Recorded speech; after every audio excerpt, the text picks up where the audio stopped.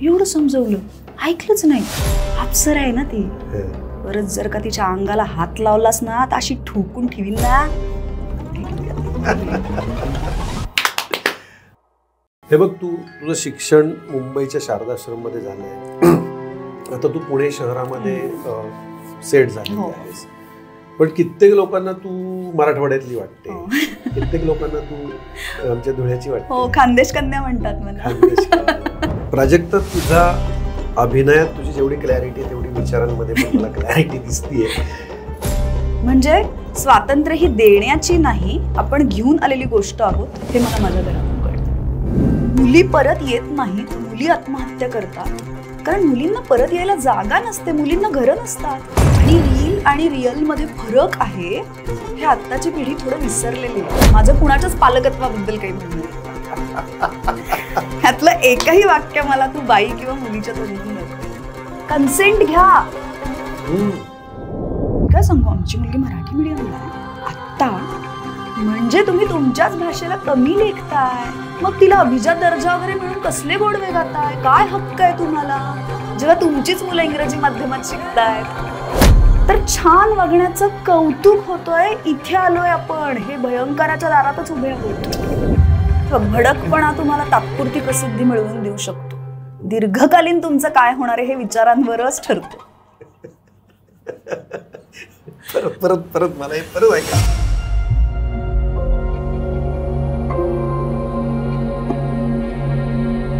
आरपार वुमन की बात या आपल्या शो सोबत आहेत Lokmanya multipurpose cooperative society limited, ज्यांची परंपरा 3 दशकांची आहे. आपल्या आरपार वुमन की बात बरोबर आहेत प्रथा साडीज. जनरली हा शो होस्ट करतात मुलाखत घेणाऱ्या ज्या माझ्या मैत्रिणी आहेत, माझ्या सहकारी आहेत, त्या प्रथाची साडी नेसून या मुलाखती घेतात. आता मी तर काही साडी नेसू शकत नाही, पण मी तुला साडी देऊ शकतो. दिवाळीला तुला प्रथाची साडी. प्राजक्ता, तू इथे आल्याबद्दल आमच्याकडून तुला बर्वा स्किन थेरपी हे प्रॉडक्ट गाईच्या तुपापासून सौंदर्य प्रसाधनं बनवलेली आहेत आणि केमिकल्स त्यात कुठेही वापर नाही, आयुर्वेदावर आधारित हे प्रॉडक्ट्स आहेत. वा, मी नक्की वापरणार. हे कोणाला आवडत नाही. नमस्कार, मी विनोद सातव आपल्या सगळ्यांचं मनपूर्वक स्वागत करतो आपल्या शोमध्ये, ज्याचं नाव आहे वुमन की बात. नमस्कार. नमस्कार प्राजक्ता. असं ठोकून काढीत ना. अरे काय पंच तुझा.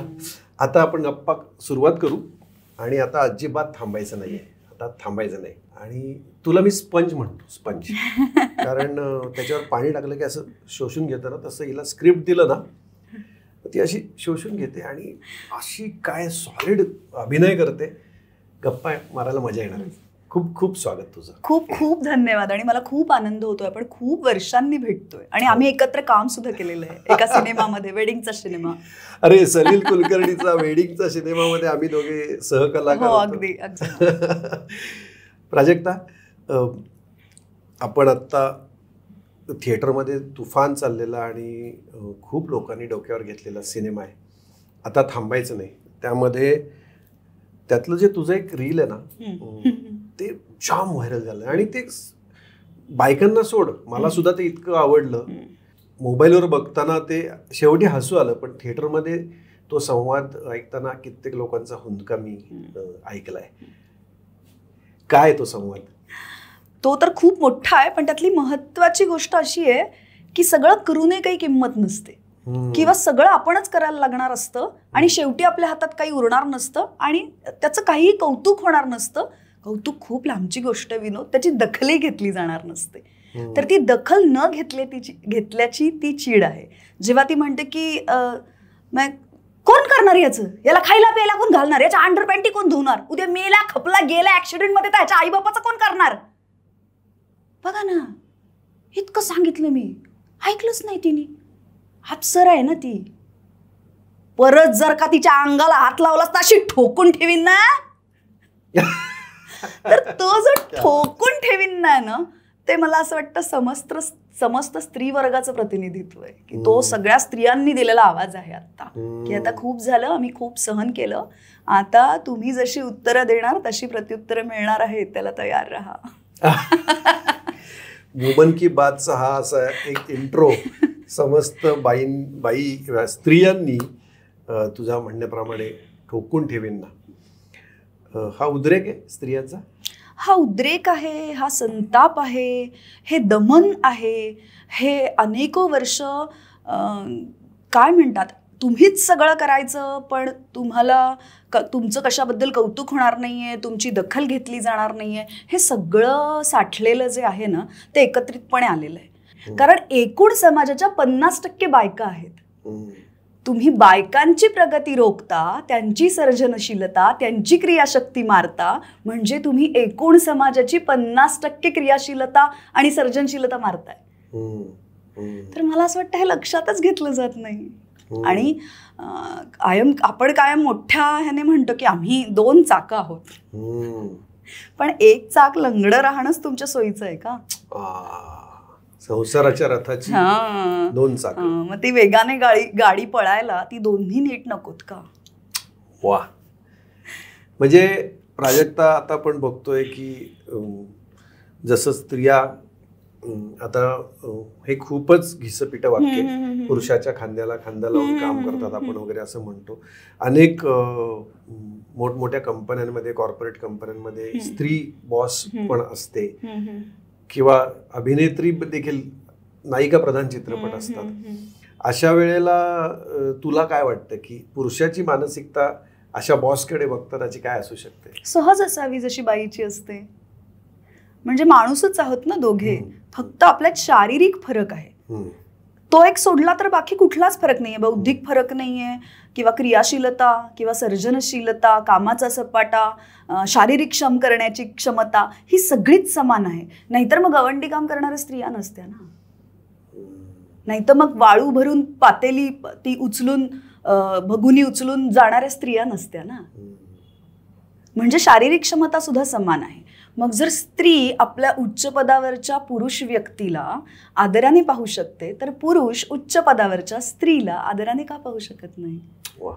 आणि ही व्यक्ती म्हणून तुमची जडणघडण कशी झालेली आहे ना, मला असं वाटतं यावर सगळं अवलंबून आहे. आपल्याकडे एक म्हणजे सॉरी पण मुळातच एक मुलाला विशेष महत्त्व आहे घरात अजूनही, किंवा अजूनही आम्हाला मुलगा झालाय ह्याबद्दल काहीतरी विशेष वाटतं, मुलगी झाली याबद्दल थोडंसं कसं तरी वाटतं. मग ते दाखवायचं नसतं. मग आम्ही म्हणतो की आमची मुलगी ना अगदी आमच्या मुलासारखी आहे. का तुमची मुलगी मुलीसारखीच का नाहीये?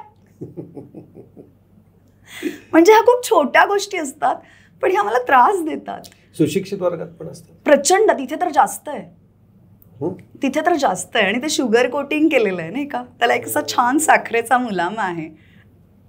त्यामुळे असं आपल्याला वाटतं की असं नसेल, पण तसंच असतं. आजही किती घरं म्हणजे मुलीचं करिअर आत्ता महत्वाचं ठरत चाललेलं आहे, पण तरीही मुलीचं लग्न हे अधिक महत्वाचं आहे. टेन्शन असतं, हिचं लग्न आता झालं म्हणजे मग आपल्या डोक्यावरचं एक मोठं ओझं जाणार आहे. किंवा मी मध्ये एका ठिकाणी व्यक्त होताना म्हटलं होतं की मुली परत येत नाहीत, मुली आत्महत्या करतात, कारण मुलींना परत यायला जागा नसते, मुलींना घरं नसतात. मुलांसाठीच घरांची व्यवस्था करतो आपण. अरे हम औरत उसी को समजते जो हमारे घर की हो, म्हणतो तसं. आणि हे अजूनही आहे. आणि ह्या गोष्टी मला त्रास देतात, ह्या गोष्टी मला विचार करायला भाग पाडतात. आणि मग या गोष्टी मला अधिकाधिक ठाम होण्यासाठी काय म्हणतात, मग ह्या गोष्टींमुळे मी अधिकाधिक ठाम होत जाते. प्राजक्ता, तुझा अभिनयात तुझी जेवढी क्लॅरिटी आहे तेवढी विचारांमध्ये पण मला क्लॅरिटी दिसतीये. थोडं अभिनयाकडे जाऊ. म्हणजे तुझा एक्सप्रेसिव्ह चेहरा, बोलके डोळे, कितीतरी व्यक्तिरेखा तुझ्या प्रेक्षकांनी पाहिलेल्या आहेत. 2000 सालाच्या आसपास 2003 साली तुझं पदार्पण झालंय. आज 22-23 वर्ष तू स्थित्यंतर पाहिलेली आहेस. म्हणजे SMS पाठवण्यापासून आता आपण लँडलाईन, लँडलाईन वरती फोन येणं, निरोप, आणि मग पुन्हा एकदा फोन करणं, वेळ घेऊन पुन्हा एकदा फोन करणं, इथपासून तर ते आता ब्ल्यू टिक आली आहे पण मला रिप्लाय दिला नाही, ती तगमग, इथपर्यंत आपण आता येऊन पोहोचलेलो आहे.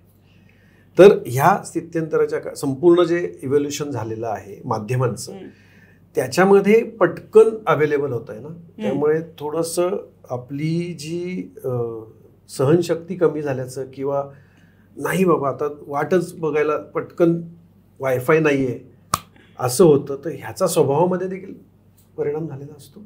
आपण ना आत्ता रीलचा जमाना आहे बघ, आणि रील आणि रिअल मध्ये फरक आहे हे आत्ताची पिढी थोडं विसरलेली आहे.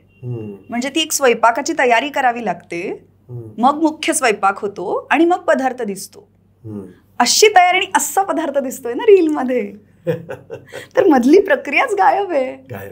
आणि मग ती मधली प्रक्रिया इथे जशी गायब आहे तशी ती मानसिक सुद्धा गायब झालेली आहे. मग कुठलीही गोष्ट मिळवण्यासाठी, साध्य करण्यासाठी एक वेग असतो, त्या वेगाचा अंदाजच येत नाही, कारण आम्हाला तो वेगच मान्य नाही. आम्हाला सगळं पटकन हवंय. म्हणजे पुणे मुंबईला अजून एक जरी एक्सप्रेस वे बांधला तरी आपण प्रवास आत्ता जो 2 तासात करू तो 1 तासात करू, पण त्याला 10 मिनिटं तर लागणार नाहीत ना. तर हा वेग ह्या नवीन पिढीला 10 मिनिटावर आणायचा आहे. आणि त्यांना सगळं मोबाईलच्या माध्यमातून पाहायचंय. खायला गेलो की आपण आधी फोटो काढतो, फिरायला गेलो की आधी फोटो काढतो, आधी रील शूट करून घेतो, आवरलं की म्हणतो नाही आवरलेलं आहे तर सणांच्या दिवशी आधी फोटो काढून घेऊ, मग नंतर सगळं साजरं करू. तर मला हे जरा गंभीर वाटतं.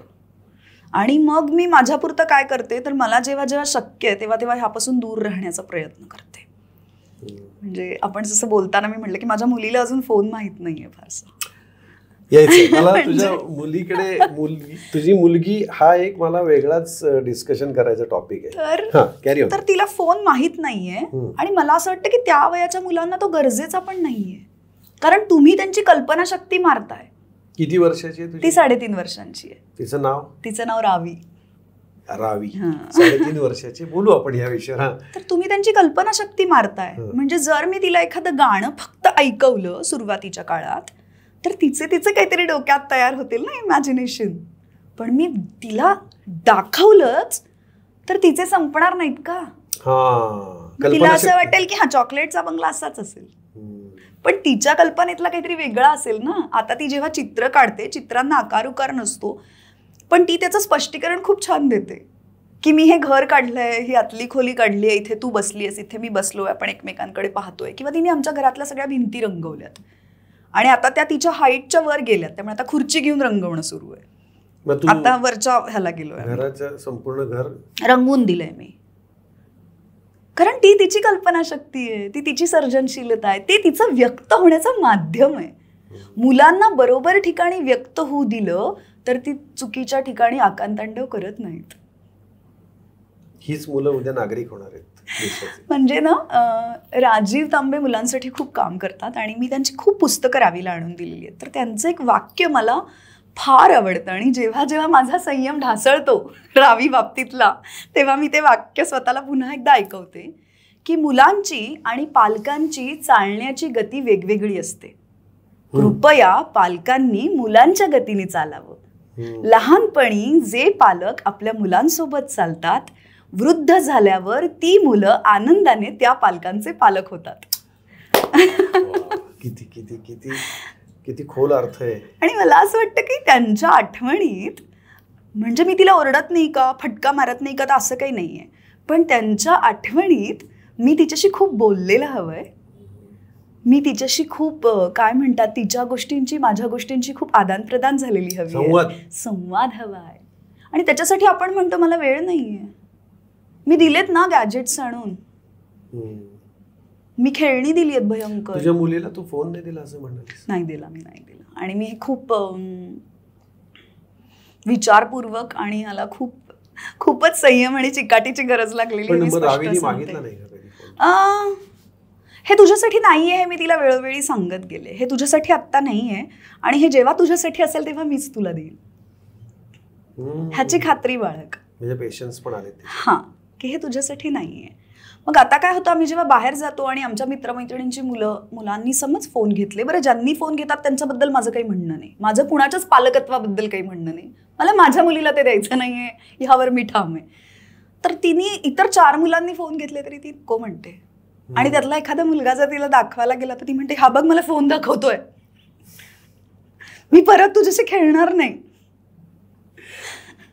तर मी तिला हे सांगत गेले की हे तुझ्यासाठी नाही, हे तुझ्यासाठी नाही. आता तिला त्यात फोटो दिसतात हे कळतं.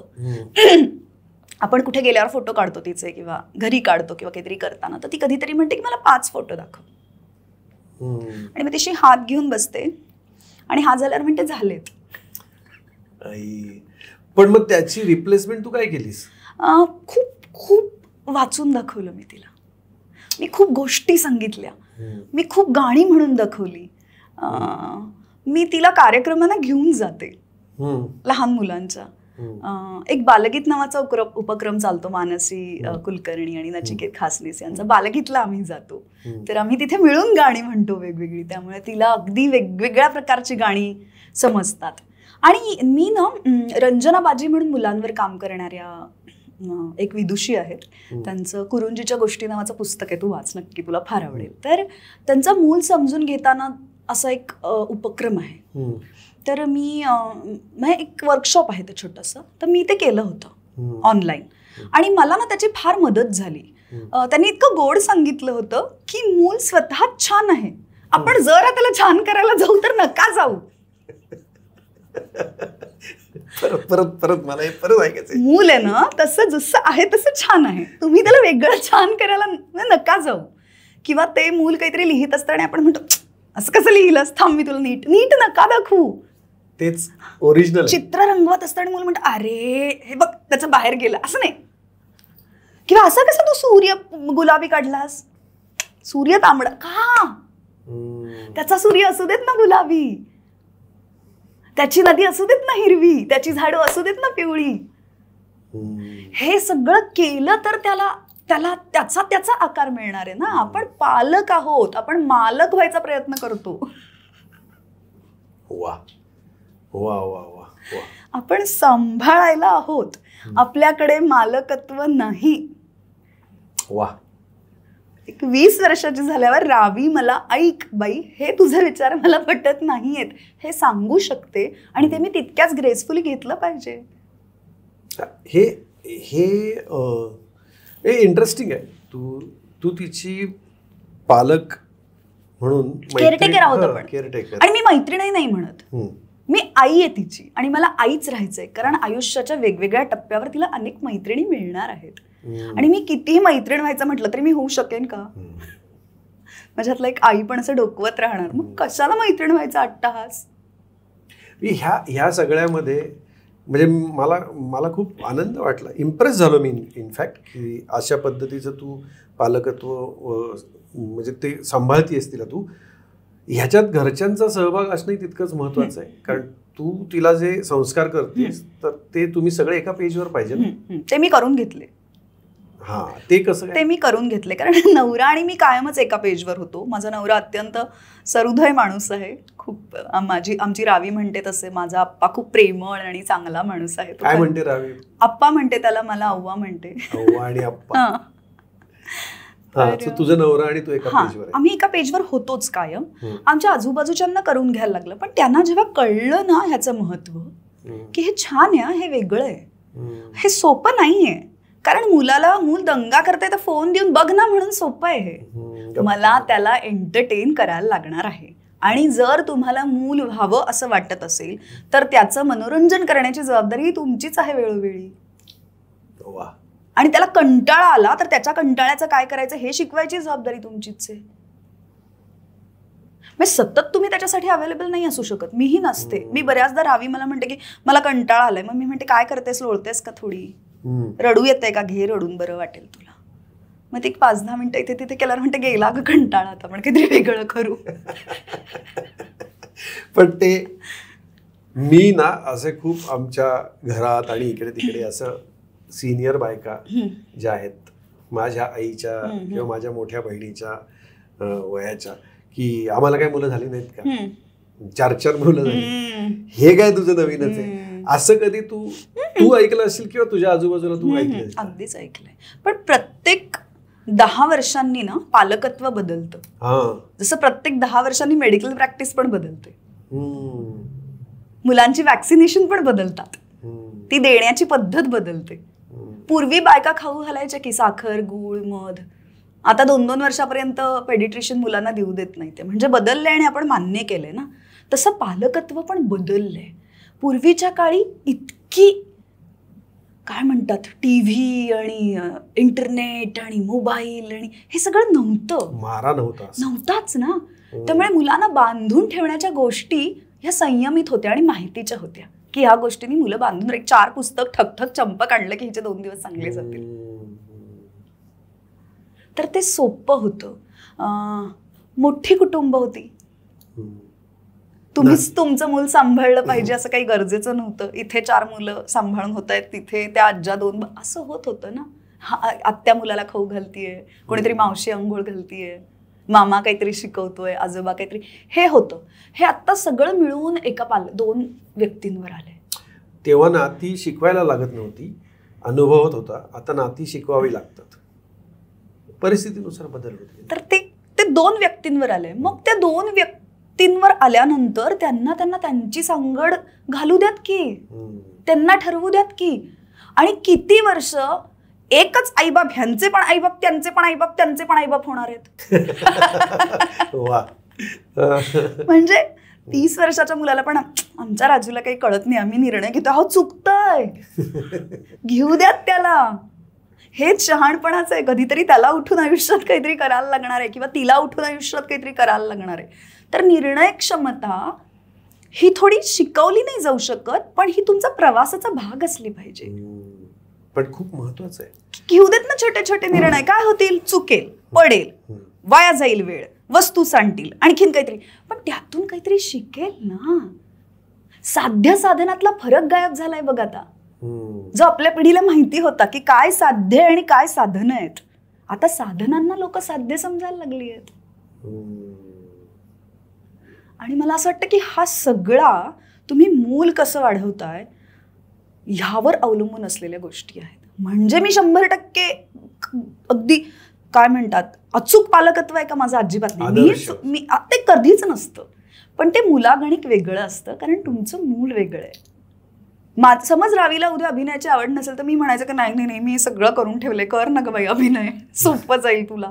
असं नाही होऊ शकत. तिच्या आवडीनिवडी काहीतरी वेगळ्या असू शकतील. किंवा मी पटापट बोलते म्हणून माझ्या मुलीने हा आईसारखी ही किती लाजरी, असू शकतं मूल वेगळं. मुलांना ओळखा, त्यांना सांभाळा, त्यांना वेळ द्या. आणि त्यांचं म्हणून काही एक म्हणणं आहे, कन्सेंट घ्या. आपल्याकडे दिसलं मूल घ्या पटापटा, पप्प्या घ्या, उरावर बसवा, नका करू. सगळ्या मुलांना ते झेपत नाही. तर मी कोणाचं लहान मूल पाहिल्यावर विचारते की तू मला हातात हात देतोस का, मी तुझी पापी घेतली तर चालेल का. कन्सेंट हा घ्यायला पाहिजे ना. किती इंटरेस्टिंग बोलतेय तू रावीबद्दल आणि रावीच्या आणि तुझ्या दोघींच्या संवादाबद्दल. आणि एकंदर तुम्ही छान आयुष्य जगताय. मला असं वाटतं की ते आकार देण्याचं काम चालू आहे.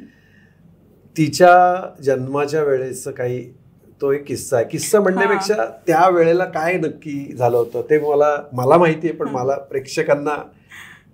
रावी म्हणजे मुलगी झाली तर नाव इंदिरा किंवा सावित्री ठेवू असं माझं चाललं होतं. आणि मग मी सीझरला गेले आणि सीझर करत असताना डॉक्टर गोडबोले, गिरीश गोडबोले अत्यंत नावाप्रमाणे गोड डॉक्टर आहेत. आणि मी कायम म्हणते की दीनानाथमुळे मला इतका सुंदर अनुभव मिळाला आहे बाळणपणाचा की मग पुन्हा घेऊ शकतो आपण तो. इतका सुंदर आहे तो. तर ते माझं सीझर करत होते आणि ते माझ्याशी गप्पा मारत होते आणि ते मला म्हणाले की मी काल गुलजार वाचत होतो, तू वाचलेस का. तर मी म्हटलं हो. तर ते म्हणाले आता काय वाचलंस इतक्यात. आणि मी रावी पार म्हणेपर्यंत बाळाचा आवाज आला. हा. आणि मग मी थोडी गुंगीत गेले. मग त्यांनी ते सगळं हे केलं. मग रावीचे जे पेडिट्रिशियन आहेत तिचे लाडके डॉक्टर सुमंत पाटील त्यांनी आणून दाखवलं मुलगी वगैरे असं. आणि माझ्या डोक्यात फिक्स झालं. आणि मग तो क्षण हा टिपला गेला. आणि मग नंतर जेव्हा रिकव्हरी रूम मध्ये मला झोपवलं आणि माझा नवरा मग बऱ्याच वेळाने मला बघायला आला आणि त्यांनी असा डोक्यावर हात ठेवला तर मी डोळे उघडून म्हणाले ऐक मी नाव बदललंय. तर तो म्हणाला झोप तू. काय म्हणजे इतकी अर्जन्सी आहे का, तू आराम कर पण नंतर बोलू. तर मी म्हटलं हे महत्वाचं आहे. तर तो म्हणाला हो तुझा आराम होणं पण महत्वाचं आहे. मग मला जेव्हा रूममध्ये शिफ्ट केलं आणि थोडं मी नीट जागी झाले तेव्हा त्याला मी म्हटलं की असं असं झालंय आणि आता मला हिचं नाव रावी ठेवायचंय. असं ती तिचं नाव घेऊन आली असं मला वाटतं. तिने आपल्याला काही ठेवायची संधी दिलेली नाहीये. आणि नदीचं नाव आहे प्रवाही आहे. नदी म्हणजे उत्क्रांतीचं प्रतीक आहे, सर्जनशीलतेचं प्रतीक आहे, नवनिर्मितीचं प्रतीक आहे. नदीकाठचा जो भूभाग असतो तो कायम काय म्हणतात असा निर्मितीशील असतो तो. हां, म्हणजे तिथे माणसं तिथे राहतात पर्यायाने असा असतो. आणि रावी ही आपल्या मधली नदी आहे, जोडून ठेवणारी सांधणारी नदी आहे. त्यामुळे मला असं वाटलं सगळ्या अर्थाने ती तिचं नाव घेऊन आले तर आपण कशाला वेगळं डोकं चालवायचं. आणि रावीचं नाव रावी हनमघर ढाळे असं आहे ऑफिशियली. हां, हे माझ्या नवऱ्याचं म्हणणं होतं. सीझर नंतर तो म्हणाला की सगळेच त्रास तुम्हाला होतात, आम्ही कशी काय अशी फुकट नावं लावू शकतो आपली. हे किती महत्वाचं वाक्य त्याचं. वा वा वा. तर रजत ढाळे असं माझ्या नवऱ्याचं नाव आहे. आणि तो असं म्हणाला आणि तो म्हणाला नाही नाही तुझं पण नाव हवं, तुझं का नाही. आणि मग रावीचं नाव रावी हनमघर ढाळे असं आहे. रजत, तुला आमच्या आरपार टीमकडून खूप कौतुक तुझं आणि छान वाटलं मला तुझे हे विचार ऐकून. तर रावी इतकं सुटसुटीत छोटं असं सुंदर नाव आहे. मला खूप आवडतं रावी. माझ्या पण एका बहिणीच्या मुलीचं नाव रावी आहे, गोड मुलगी आहे ती. आणि रावी पार गुलजारांचं जे ऐकलंय ते गुलजार बात पश्मिने की कार्यक्रम खूप वर्षापूर्वी सचिन खेडेकर, आनंद इंगळे वगैरे करायचे. रावी पार ती इतकी छान कविता वाचायचं सचिन खेडेकर वाचायचे सचिनजी. पण मला तेव्हापासून ते रावी नाव लक्षात आहे. आणि तुझ्या मुलीचं नाव रावी आणि त्याचा रेफरन्स सुद्धा गुलजारच आहे. गुलजारवरून मला आठवलं तू मगाशी जे मोबाईल आणि हे सगळं ते ऐकायला खूप सगळं छान वाटतं. पण त्याचा एखादी गोष्ट जर काढून घेतली तर हातात काहीतरी दुसरं द्यायला पाहिजे. अगदी. आणि लहान मुलाला तर पर्यायच नाही. हो की नाही. पुस्तकांचं तुझ्या आयुष्यातलं स्थान काय आहे? अत्यंत महत्वाचं आहे. मी हे कायम म्हणते, मी रोज वाचते पुस्तकंही आणि माणसंही. आणि मी आज जी काही ठाम आहे, जी काही माझी स्वतंत्र मतं आहेत, जी काही मी निर्भय स्वतःला म्हणवते, जी काही मानवतावादी मी स्वतःला म्हणवते, त्या सगळ्याचं कारण पुस्तकं आणि माणसं आहेत. आणि ती इतक्या योग्य वेळेला योग्य ठिकाणी माझ्यासाठी आलेली आहेत किंवा येतात याची मला खात्री आहे. आणि याचं संपूर्ण श्रेय मी वडिलांना देते कायम. कारण माझ्या खूप लहानपणापासून आमच्या घरात प्रचंड पुस्तकं असायची. आम्ही दोघं खूप पुस्तकं खरेदीला जायचो. म्हणजे पुस्तक खरेदी आमच्यासाठी सोहळा असायचा. आणि खिशातली शेवटची नोट संपेपर्यंत पुस्तकं घ्यायची असं माझ्या वडिलांचं असायचं. संपू देत पैसे, ते नको, तुला काय हवं ते पुस्तकं घे. तर आपण ते मोठ्या ट्रॅव्हल्सच्या बॅग्स असतात ना त्या भरून आमच्याकडे पुस्तकं यायची. आणि मी जशी आता रावीला अंक लावलेत तसे माझ्या लहानपणी चंपक, ठकठक, किशोर हे सगळे अंक. किशोर तर आत्ता रावीही वाचतीये. चांदोबा होता. रावी आत्ता किशोर वाचतेय, चिकू पिकू वाचतीये, राजीव तांब्यांची सगळी पुस्तकं वाचतीये, माधुरी पुरंदरेंची काही पुस्तकं वाचतीये. तर ही सगळी पुस्तकं ना, मी कायम म्हणते मी बालसाहित्य त्याच वयात वाचलं ज्या वयात मला ते बोर झालं नाही. आणि त्यामुळे माझ्या पुढच्या ज्या पायऱ्या आहेत ना त्या सोप्या झाल्या. मग त्या टप्प्यावर ती पुस्तकं येत गेली, मी वाचत गेले आणि मला आणि चांगलं वाईट मला ठरवू दिलं माझ्या वडिलांनी. हे आवडतंय तर हे तू ठरव का आवडतंय, आणि हे नाही आवडतंय तर तू ठरव का नाही आवडतंय. म्हणजे स्वातंत्र्य ही देण्याची नाही, आपण घेऊन आलेली गोष्ट आहोत हे मला माझ्या घरातून कळलं. त्यामुळे चार्वाक जे म्हणतो स्वातंत्र्य मोक्ष आहे ते मी रोज स्वतःला बजावते. ह्याच्यापेक्षा सुंदर जगात काही नाही. मी स्वतंत्र आहे आणि स्वातंत्र्य हा मोक्ष आहे. अरे वा वा. हे आणि मला आनंद वाटतो की रावी आता मराठी बालसाहित्य आणि ती मराठी मीडियम मध्येच आहे. हे तर माझं ठरलेलं होतं. म्हणजे माझं म्हणणे गोष्टी इंग्रजीतून येणं गरजेचं आहे का इंग्रजी चांगलं येणं गरजेचं आहे. ओके.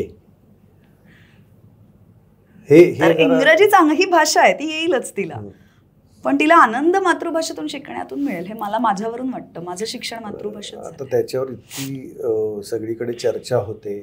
मराठी शाळा, तुझी शाळा कुठली होती? माझी शारदाश्रम विद्या मंदिर, मुंबई दादर, सचिन तेंडुलकरची शाळा. सचिन तेंडुलकरचा इंटरव्ह्यू आम्ही एकदा घेऊ आणि त्यांनी आता थांबायचं नाहीचं कौतुक केलंय. Yes yes yes. पण रावीच्या बाबतीत ना मला दुसरा विचार पण नाही आला की आपण माध्यम निवडीच्या बाबतीत इतकं आमचं ठरलं होतं. मराठी हो म्हणजे दबाव बिवाव तर माझ्यावर कोणाचा येऊच शकत नाही. पण आपला एक विचार असतो तोही मला आला नाही. माझं असं होतं ठरलेलं होतं तिचं शिक्षण आनंददायी असावं ह्याच्यावर मी ठाम होते लोकांनी आनंदी असण्यापेक्षा. वा वा. पण काय वाटतं आता की मराठी माध्यमाकडे नाही जात मुलांना आपल्या इंग्रजी माध्यमाला घालावं असं वाटतं का? असं वाटत असेल? सगळ्यात मुख्य गोष्ट मला आत्ता पालक म्हणून अशी वाटते की मी आज पिअर प्रेशर. आपलं मूल इंग्रजीतून शिकत नाहीये म्हणजे आपण त्याचं काहीतरी फार मोठं नुकसान करतोय. उद्या ते बाहेर त्या मुलांमध्ये वावरायला गेलं तर त्याला कमीपणा येईल, न्यूनगंड येईल. आणि तिसरं म्हणजे आम्ही काय सांगू आमची मुलगी मराठी मीडियमला आहे आत्ता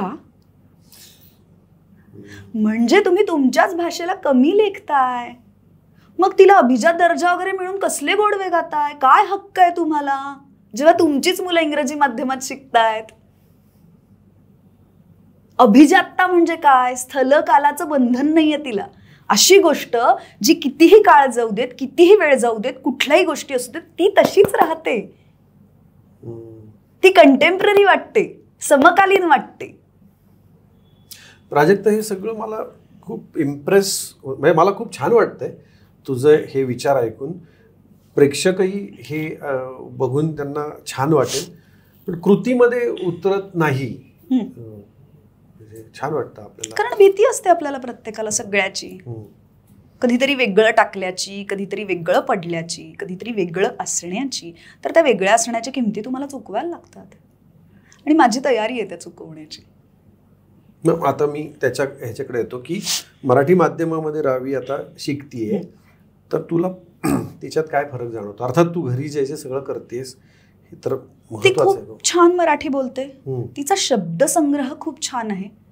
तिला त्याचे अर्थ कळतात, ते कुठे वापरावेत ह्याचं भान तिला आहे. म्हणजे ती बोलताना पटकन म्हणते की सहसा असं होत नाही पण आत्ता असं झालंय किंवा काल असं झालं आणि माझी त्रेधा तिरपीट उडाली ग असं. हा तर हे तिला कळतं की हे कुठे वापरले पाहिजेत. आणि आपलं एकदा मागे जाताना बोलणं झालं होतं तेव्हा तुला मी म्हटलं होतं की समानार्थी असं नसतं काही जगात. प्रत्येक शब्दाला अर्थाची वेगळी छटा असते. बरोबर. घन वेगळा असतो, मेघ वेगळे असतात, ढग वेगळा असतो. नाहीतर येरे ढगा लिहिलं असतं तरी काय फरक पडला असता ना. तो बरसणार आहे ना घन, तो भरवून आलेला आहे आणि म्हणून तो घन आहे ना. तर हे वेगळं आहे. तर हे तुम्हाला तेव्हाच लक्षात येतं ना जेव्हा तुम्ही त्या बाबतीत त्या दृष्टीने प्रयत्न करता, तसं बोलणं असतं, तशा ठिकाणी शिकत असता. म्हणजे ती शाळेतून आली की ती आम्ही हे शिकलो असं नाही. ती म्हणते आज आम्ही ह्यावर काम केलेलं आहे. आज ह्याची कार्यशाळा होती. कोणत्या शाळेत जाते ती? प्रक्रिया नावाच्या शाळेत जाते आता. अनकन्व्हेन्शनल शाळा आहे, कोथरूडलाच आहे. आणि ती तिथे जाते. तिथे काही तिला युनिफॉर्म नाहीये आणि इयत्ता नाहीये वगैरे असं. छान आहे. मुक्त आहे. ती अनुभव घेतीये. चित्र काढायचे अनुभव घेतीये, पावसात भिजायचे घेतीये, रंगकाम करायचे घेतीये, रांगोळ्या काढायचे घेतीये, धान्य वेगळे करायचे घेतीये, झाडं लावण्याचे घेतीये, झाड कसं येतंय, मोठ्या मुलांमध्ये कसं वावरायचं, आपले डबे कसे खायचे, नॅपकिन कसा गुंडाळून ठेवायचा, सहकार्य कसं करायचं, मदत कशी करायची. काय सांगते? हे नाही ना शिकवलं जात. अरे बापरे. सतत एक रॅट रेस मध्ये अडकून टाकतो आपण. Marks marks marks, career. पण तोपर्यंत खूप मोठा पल्ला आणि प्रवास रे. हे मला माझ्यावरून वाटतं आणि माझ्या वडिलांनी तसं वाढवल्यामुळे मला असं वाटतं की नाही हे हवं. त्यांनी मला चुकण्याची संधी दिली, त्यांनी मला निर्णय घेण्याची संधी दिली, त्यांनी मला पुन्हा उभं राहण्याची संधी दिली, त्यांनी प्रचंड पुस्तकं दिली माझ्या वाढीत. आणि मी पुन्हा एकदा म्हणते की स्वातंत्र्य ही तुझी गोष्ट आहे, तू घेऊन आलेली आहेस.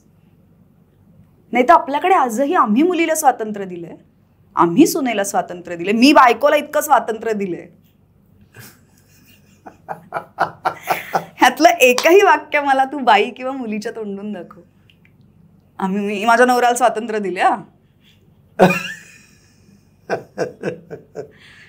तर ही उपजत गोष्ट आहे, निर्णय क्षमता उपजत गोष्ट आहे. या गोष्टी मला वडिलांकडून आल्या आणि तेही तसे कन्झर्वेटिव्ह टिपिकल घरातले होते की मला असं वाटतं त्यांचा संघर्ष माझ्यापेक्षा कदाचित अधिक गडद असेल वेगळं उभं राहण्याचा या सगळ्या बाबतीतला, किंवा त्यांनाही ऐकावं लागलं असेल हे काय मुलीला किती स्वातंत्र्य दिलंय. कारण आमच्याकडे तर हे करिअर, कलेचा क नव्हता, अभिनय कशाशी खातात माहित नव्हतं. काय कौटुंबिक पार्श्वभूमी, नोकरी करत होते आई वडील आणि बाकी तुला माहितीये सगळं बाकी वातावरण, यांना कुठं माहिती. पण मी सुरुवातीला जेव्हा अभिनय करायला लागले तेव्हा मला विचारायचं की काय करतेस आता, तर मी म्हणायचे अभिनय. तर ते म्हणाले ते ठीक आहे पण काय करतेस.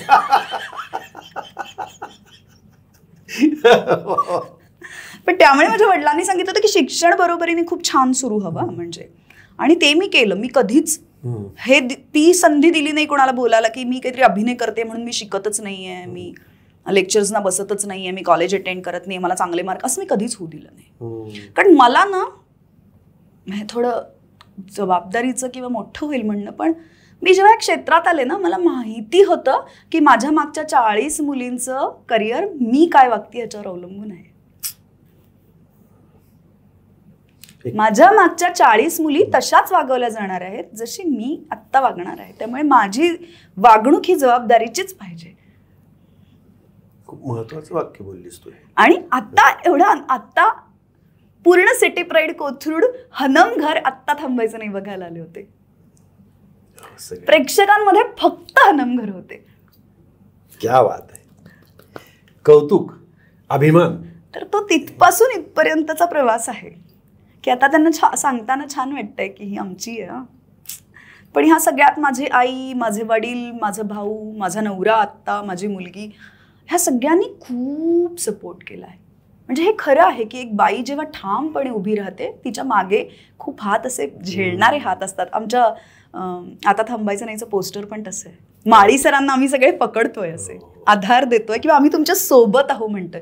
तर असे अनेक दृश्य अदृश्य हात माझ्या मागे कायम उभे आहेत आणि त्या सगळ्यांबद्दल मला प्रचंड कृतज्ञता आहे. कृतज्ञता.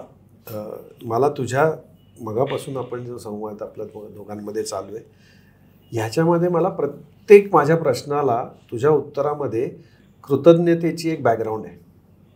रावीबद्दल असेल, नवऱ्याबद्दल असेल, डॉक्टरांबद्दल असेल, बाबांबद्दल असेल, समाजाबद्दल. तर कृतज्ञता हा शब्द आता जरा धुसर होत चाललाय असं वाटतं का तुला? पण त्याने उपयोग नाही अरे धुसर होऊन. मग तुमचं पुढचं सगळं करिअर धुसर होईल. आपल्या जगण्यामध्ये कृतज्ञता रोज हवी. ती तुम्हाला आनंदी ठेवते आणि पर्यायाने ती तुम्हाला पुढे जायला मदत करते. मी बाकी काही मानत नाही, मी निधर्मी आहे, तुला माहिती आहे, मी माणूस मानते. पण मी रोज रात्री झोपताना मला ज्या ज्या माणसांमुळे मदत झाली त्या सगळ्यांना मनापासून थँक्यू म्हणते. मग माझ्या लहानपणी मला सांभाळलं ती माझी मावशी आजी असेल, माझ्या आत्या असतील, माझे आई वडील असतील, माझे शिक्षक असतील, माझे सहकलाकार असतील, प्रेक्षक असतील. प्रेक्षक तर माझ्या आयुष्यातला मोठा भाग आहे. नाहीतर चेहरा नसलेल्या मुलीला त्यांनी उभं केलंय. मला गॉडफादर नाही, माझ्या घरातल्या या क्षेत्रात कोणी नाही. या क्षेत्रात येण्यासाठी काय करावं हे मला माहित नाही, कुणाला भेटावं हे मला माहित नाही. मी माझीच आहे तिथे. मला ट्रायल अँड एरर बेसिसवर सगळं करायचं आहे. अशा वेळेला जर खूप मोठा पाठिंबा कोणाचा मिळालेला असेल तर ते प्रेक्षक आहेत. प्रेक्षकांचा. आणि त्या प्रेक्षकांच्या बद्दल कृतज्ञ भाव अत्यंत रोज आहेत. कारण त्यांना मी त्यांच्यातली वाटतीये, त्यांना मी त्यांची मुलगी वाटतीये, त्यांना मी त्यांची बहीण वाटतीये, त्यांना मी त्यांची आई वाटतीये, त्यांच्यातली वाटतीये मी त्यांना. ही वेगळी नसू शकते कोणी, ही किती आपली आहे असं त्यांना वाटतं. हे बघ, तुझं शिक्षण मुंबईच्या शारदाश्रम मध्ये झालंय. आता तू पुणे शहरामध्ये सेट झालेली आहेस. पण कित्येक लोकांना तू मराठवाड्यातली वाटते, कित्येक लोकांना तू आमच्या धुळ्याची वाटते. हो, खानदेश कन्या म्हणतात मला. किंवा पश्चिम महाराष्ट्रातली. हो, अगदी पश्चिम महाराष्ट्रातली मी आहेच. मराठवाड्यातल्या लोकांना किंवा खानदेशातल्या लोकांना तू त्यांची वाटणं हे कशामुळे वाटत असेल? हे भाषेमुळे वाटतं.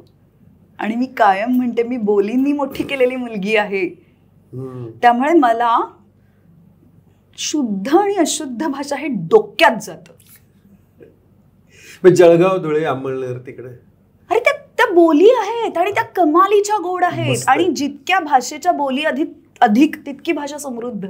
त्यामुळे आपली भाषा समृद्ध आहे. खूप आवडतं पण ते ऐकायला. आणि त्या प्रमाण आणि बोली असा फरक आहे ना. म्हणजे मी जर एखादं कॅरेक्टर करते असं की मी जेव्हा असं बोलतीये तेव्हा ते येणं ठीक आहे, पण मी रोजच्या आयुष्यात कशाला सतत असंच बोललं पाहिजे जर माझी भाषा घरची ती नाहीये. आणि मग काय फरक पडतो णला न म्हटल्याने? अर्थाचा फरक पडत नाही. आणि माझ्या कानांना खरंच खटकत नाही. ती किती आणीपाणी आहे का, तिच्या घरी तसंच बोलतात. आणि मी उलट तिला म्हणते बोल ग तसंच, बघू कोण बोलतंय तुला. तिला काय कॅमेरा पुढे येऊन कॅरेक्टर करायचंय का ण म्हणायला? आणि मग गडबड होते. मग दोन्ही नाही, हेही नाही राहत तेही नाही राहत. तर मी बोलींनी मोठी केलेली मुलगी आहे. बघ ना, मी जिथला माझा जन्म नाही, जिथले माझे नातेवाईक नाही, जिथे माझं कोणीच नाही अशा मराठवाड्याने मला मानसकन्या म्हटलंय. तर ह्यापेक्षा मोठी गोष्ट काय घेऊन जाता तुम्ही? बघा, मुंबई दादर भागात लहानाची मोठी झालेली, पुण्या मुंबईची मुलगी तू. पण आज तुला जर खानदेशाचं वैशिष्ट्य काय असं विचारलं तर तू काय वर्णन करशील ना? म्हणजे मी ना सगळ्या भागांच्या चवी माझ्या डोक्यात आहेत. आणि साधारण चवी जशा असतात तशी माणसं असतात असं मला वाटतं. म्हणजे ती जशी अशी तेज तर्रार चव आहे. म्हणजे मी आता जळगावात शूट करत होते, मी काय मटण खाल्लंय. मला असं वाटतं तिथलं मटण नसतं ना आपल्यासारखं. त्याला एक वेगळा झणका असतो. तर तशा झणका तिथल्या बायकांमध्ये असतो. क्या बात आहे, क्या बात. आणि पाणी तर असतंच, पण म्हणजे चवी हा तिथल्या पद्धती, पदार्थ, तिथले शेवभाजी, तिथलं भरीत वेगळं असतं. कळणाच्या भाकरी किंवा आपल्या मराठवाड्यातल्या सगळ्या गोष्टी, तिथल्या असलेल्या अशा धडधडीत मोकळेपणाने बोलणाऱ्या बायका, त्या अशा संकोचून नाही ना बोलत. बोलू का नको टाका बोलून. एवढं काय लाजायचं त्यात? किंवा सगळं एवढं काय सांगितलं मी, तुम्हाला कशाला राग यायला पाहिजे, नाही चला की नाही. तर हा जो मोकळे ढाकळापणा आहे तो तिथे. आणि ना एक प्रकारचं इनोसन्स आहे. अगदी सगळ्या लोकांमध्ये, सगळ्या माणसांमध्ये इनोसन्स आहे. आणि मला असं वाटतं मुळात बाईत एक तिरकसपणा आहे, बाई कुठली घेतली तरी. त्यामुळे बायकांना विनोद कळत नाही हा विनोद वाटतो मला. ये होय ना वुमन की बात. म्हणजे तू नवरा बायको भांडत असतानाची बाई जरी ऐकलीस तरी तुला कळेल हिच्यात विनोद किती ठासून भरलाय, हे काय, आणि ही किती खमकी आहे, आणि ही कधी कधीच्या गोष्टी काढते आणि तरीही कसं ही सगळी लेव्हल करू शकते. इंटरेस्टिंग आहे की नाही? ती म्हणतेच ना, तेव्हा तुमची आई बोलली होती, बोलला होतात का घ्या चहा पिऊन. असं नाही केलं मी, त्यांना चहाशिवाय थोडं पाठवलं, एवढं होऊन मी म्हटलं घ्या चहा पिऊन. कशी वागली होती तुमची बहीण, बोललात का माझ्या बाजूने घ्या जेवून. एवढं होऊन माणसाला जेवायला घातलं मी. हा विनोद नाहीये, किंवा हा तिरकसपणा नाहीये, किंवा ही बुद्धिमत्ता नाहीये. कसं म्हणता तुम्ही बायकांना विनोद कळत नाही? तो त्यांना सादरीकरणाची किंवा मांडण्याची संधी बिचाऱ्यांना तेवढी मिळत नाही, किंवा बोलण्याची संधी मिळत नाही. पण जेव्हा मिळते संधी तेव्हा हापसून घेतात. तेव्हा तोफ असतात त्या, तोफ. हो ना, कधी बोलत नाही पण एकदा बोलायला लागली की. हो, म्हणजे मी जेव्हा बस्ता केली होती आणि त्यातली आत्या सगळ्यांना खूप आवडली, आणि मग अनेक ठिकाणी मला विचारलं की किती मस्त केली ती आत्या, तू कशी काय? तर मी म्हटलं मी अनेक लग्नांमध्ये पाहिल्यात अशा आत्या, बांगड्यांचा रंग मॅचिंग नाही झाला म्हणून रुसून बसणाऱ्या, ही नाही येणार खोलीतून बाहेर म्हणणाऱ्या, लागू दे तुमचं लग्न म्हणतात की नाही, किंवा मी नाही जेवणार, आमच्या घरी काय तांदूळ भरले नाहीत का, एवढ्यासाठी आले का.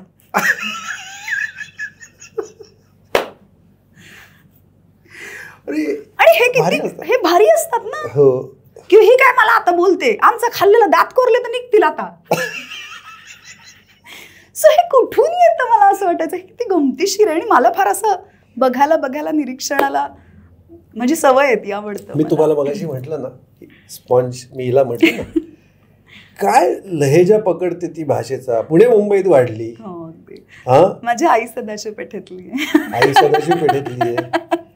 रावी आता कोथरूडची आहे. हो, म्हणजे माझ्या आईच्या बाबतीत मी नेहमी गंमत म्हणते की लोकांना चक्कर येते, माझ्या आईला मूर्छा येते.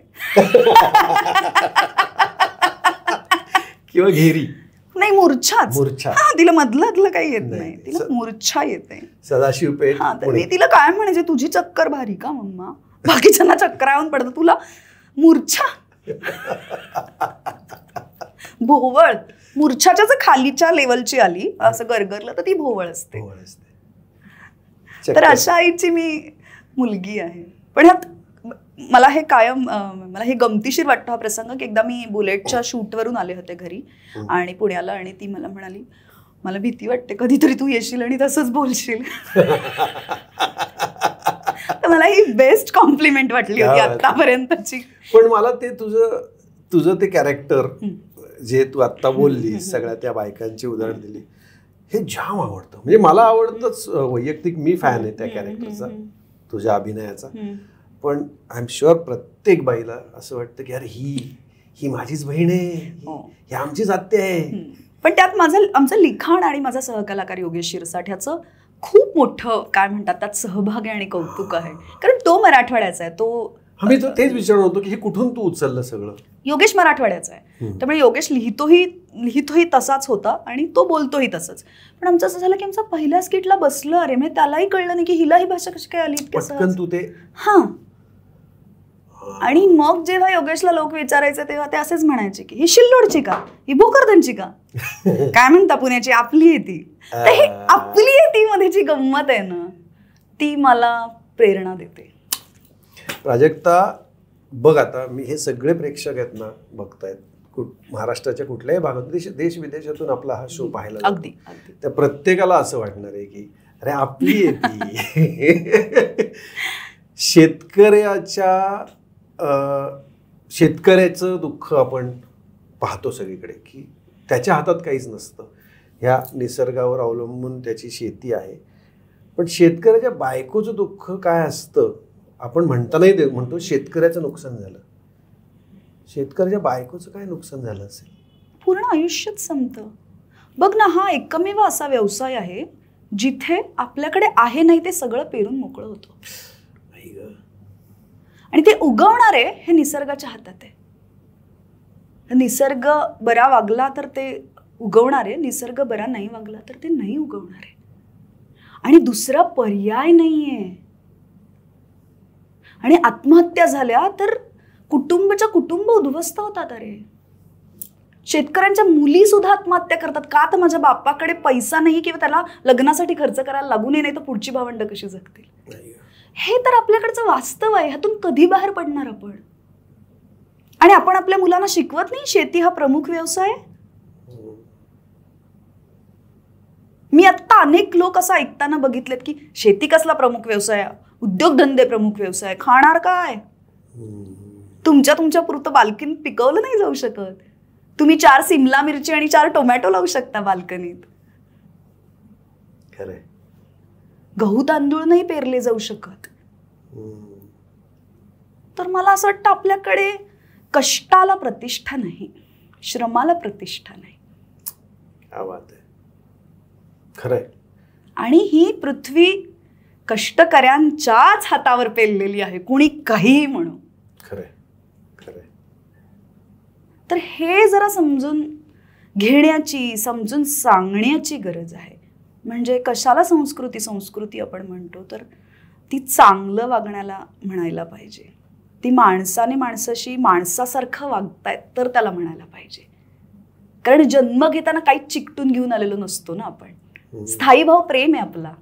बाळाला प्रेम कळतं बघ, म्हणजे घेऊन काय येतो प्रेम, बाकी सगळे षड्रिपू नंतर चिकटतात आपल्याला. मग प्रेम हा आपला स्थायी भाव आहे, तो वाटू ना. मी हल्ली किती छान वागतो ना तो, ह्याचं कौतुक होतं का, छानच वागलं पाहिजे ना, तसंच असलं पाहिजे. हेच नॉर्मल आहे ना. किती वाईट वागतो हे वेगळं असलं पाहिजे ना. तर छान वागण्याचं कौतुक होतोय, इथे आलोय आपण, हे भयंकराच्या दारातच उभे आहोत. वा,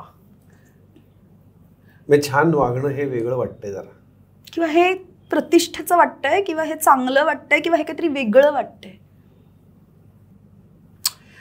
गावागावाकडून तरुण आणि तरुणी हे कामधंद्याच्या शोधात शहराकडे येत आहेत आणि गावामध्ये आता म्हातारी राहिली असं दृश्य महाराष्ट्रापुरतं मी बोलतो, देशातच असं आहे. अगदी त्यामुळे झालंय असं असमतोल झालाय.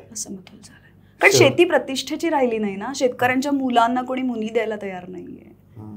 शेती करतात म्हणजे शेतीलाच प्रतिष्ठा नाही, जो आपल्या रोजच्या जीवनाचा अविभाज्य भाग आहे. तू 4 दिवस काम नाही केलंस तर तू राहू शकशील, 4 दिवस खाल्लं नाही तर राहू शकशील का? पण हे आपल्याला शिकवलंच जात नाही.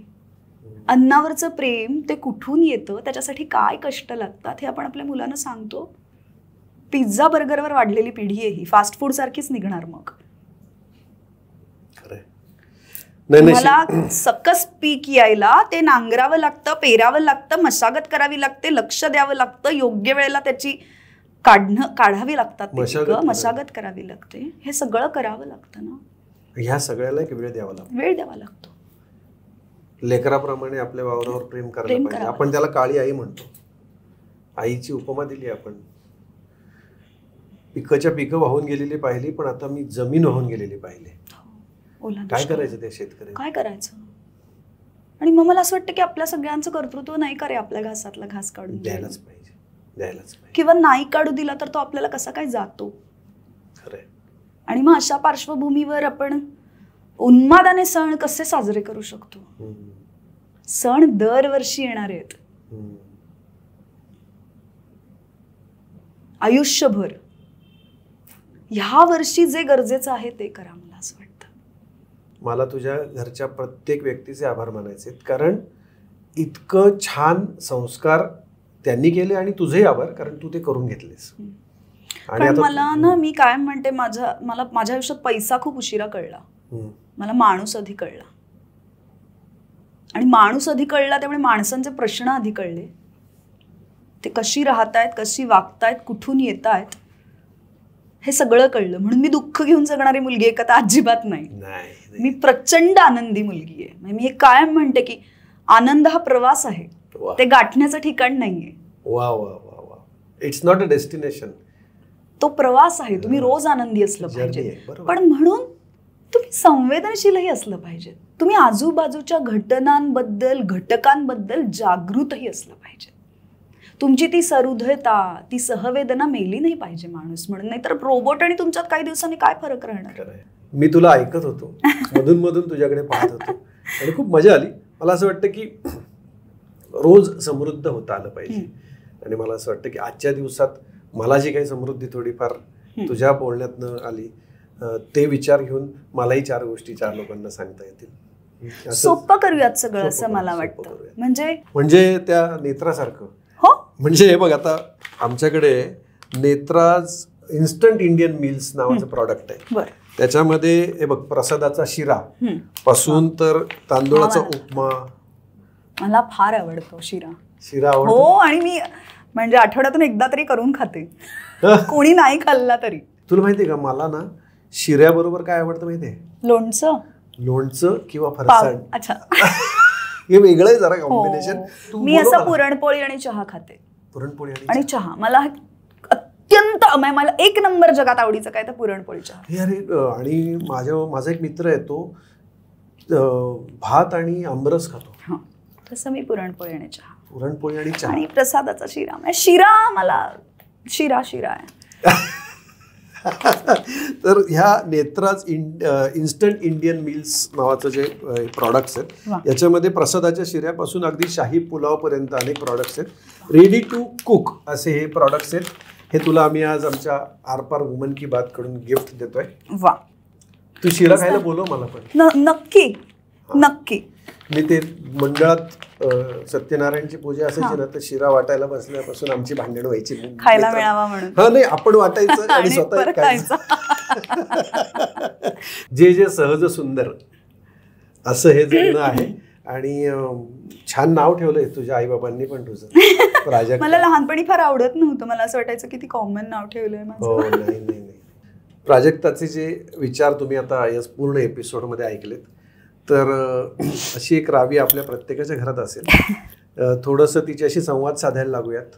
आपल्या घरात म्हणजे आपल्या पोटचीच मुलं असेल असं नाही, आपल्या नातेवाईकांमध्ये पण एक छोटं बाळ असेल, त्यातला मला आवडलेला गोष्ट म्हणजे कन्सेंट हा खूप महत्त्वाचा आहे. त्या छोट्या बाळाला, छोट्या मुलीला असेल, मुलगा असेल, कोणी असेल, त्याला विचारायला पाहिजे. हा मला त्यातला तुझा नवीन एक मला गोष्ट समजली. आणि action speaks louder than words असं म्हणतात की भाषणांमधून आणि टाळ्यांची वाक्य मिळवण्यासाठी आपण खूप बोलून जातो, पण ती जे कृती करते ती कृती आपल्याशी बोलते. याबद्दल माझ्या मनात भडकपणा तुम्हाला तात्पुरती प्रसिद्धी मिळवून देऊ शकतो, दीर्घकालीन तुमचं काय होणार आहे हे विचारांवरच ठरतं. वा वा. मला असं वाटतं की विचार आपल्याला मोठं करतात किंवा विचार आपल्याला दिशा देतात. आपण त्या दिशेला जातो आणि आपण असे समृद्ध होऊयात, छान वागत राहूयात. कारण ही म्हणते तसं छान वागायला आपल्याला काही विशेष प्रयत्न करावे लागत नाही, ते सहज, सुंदर आणि सोपं आहे. तेच आपण करूयात. खूप खूप मनापासून आभार. आभार हा शब्द नको मला वाटतं खरं तर, नाही का? मलाही मुलाखतींच्या निमित्ताने मला असं वाटतं की आपल्यालाही तपासून पाहता येतं. आणि मग आपण जरा असे कधी कधी असं वाटतं ना काहीच घडत नाहीये, तेव्हा असं वाटतं की हा काढून पाहाव्यात. मग असं वाटतं नाही, केलंय, पुढे जायला वाव आहे. बरं वाटलं. खूप दिवस प्रयत्न करत होतो किंवा वेळा जुळत नव्हत्या, पण आरपारच्या वुमन की बात मध्ये मीही खूप दिवसांनी आज आलोय आणि खास तुझ्याशी गप्पा मारल्यात. मलाही खूप, तुझेही खूप आभार. तू इतक्या दिवसांनी दिल्लीतून वेळ काढून माझ्यासाठी आलास. नाही, तू येणार आहे म्हटल्यानंतर मी आलो, कारण की तुझ्याशी गप्पा मारायला मजा येणार आहे मला माहिती होतं. आणि विचारधारा वेगळ्या असू शकतात. माणूस म्हणून तुम्ही एकमेकांवर प्रेम करूच शकता ना. म्हणजे आत्ता जे सगळ्यांनी चालवलं की तुझे माझे विचारधारा वेगळी म्हणजे आपण एकमेकांचे दुश्मन, नाही, असं नाही होऊ शकत ना. आपली विचारधारा वेगळी असून सुद्धा माणूस म्हणून एक धागा आपल्याला जोडून ठेवू शकतो. आणि याच्या मागे 20 वर्ष, 30 वर्ष, 50 वर्ष आपण बांधलेलो असतो. आपली कुटुंब बांधलेली असतात, आपली मुलं बांधलेली असतात, असंख्य आठवणी आपण निर्माण केलेल्या असतात. त्या अशा एका क्षणात जाळून नाही टाकतात. माणूस म्हणून तुम्ही जोडलेले राहा, भले तुमचे विचार वेगवेगळे असोत. म्हणजे लिंकन म्हणतो तसं, when I do good I feel good, when I do bad I feel bad, that is my religion. मला असं वाटतं धर्माची ह्याच्यापेक्षा गोड आणि सोपी व्याख्या कोणी केली नसेल.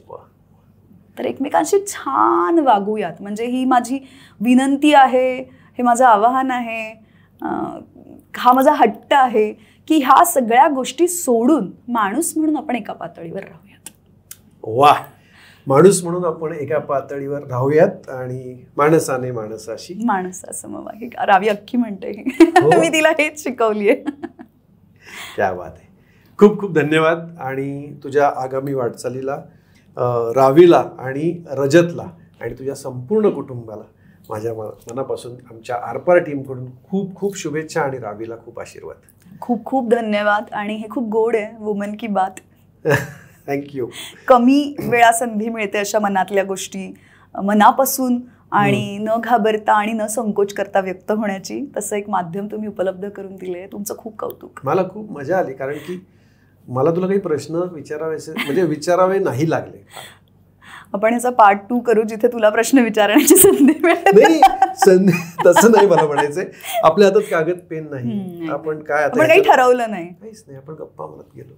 आणि हा मोकळेपणा खूप कमी लोकांमध्ये दिसतो, कारण ती विचारांची एक स्पष्टता असते, ती मला. म्हणजे प्रेम गरजेचं आहे का? आहेच, पण नुसतं प्रेम पुरतं का? नाही. प्रेम हवं, समजूतदारपणा हवा, ओढ हवी, आदर हवा, स्पेस हवी. या सगळ्या गोष्टी मिळून आयुष्य होतं. धन्यवाद.